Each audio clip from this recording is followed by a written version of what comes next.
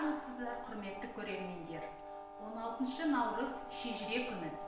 Біз сіздерге наурыздың шуағы жобасының аясында қазақ шежіресі жайында баяндайтын боламыз.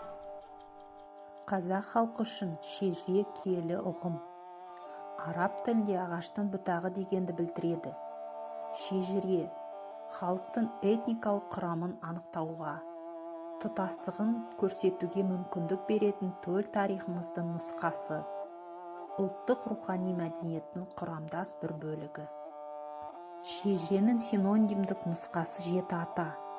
Жеті атасын білмеген жетесіз, жеті атасын білген ер жеті рулы елінің қамын жер дейді қазақ.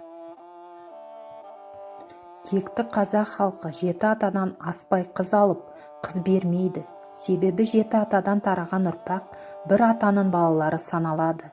Халқымыздың бұл дәстүрі, ұстанымы қан тазалығы үшін маңызды. Әрбір қазақ жеті атасының есімдерін кішкентайынан жаттап өседі. Шежіре жазбаларында өмірбаяндар, аңыздар, ең маңызды тарихи оқиғалар мен географиясы баяндалады. Қазақ шежіресі 19-20 ғасырдың басында қазақ халқының тарихы мен этнографиясын зерттеушілердің назарын аударды. Оның зерттеушілері Шоқан Уәлиханов, Алексей Левшин, Георгий Потанин, басқа да көрнекті шығыстанушы ғалымдар болып табылады. Ұлы дала өркениеті Абылай хан. Залы экспозициясында Абылай ханның шөбересі, қазақтың көрнекті ағартушы ғалымы Шоқан Уәлиханов құрастырған қазақ хандар мен сұлтандардың шежіресі ұсынылған. Шоқан өзінің шежіресімен балалық шағында танысып, оны ересек жасында зерттеп құрастырған болатын. 2018 жылы Ақмола облыстық тарихи өлкетану музейінде заманауи Қазақстан тарихының елбасы және тәуелсіздік залы жаңа экспозициясы ашылуы болды.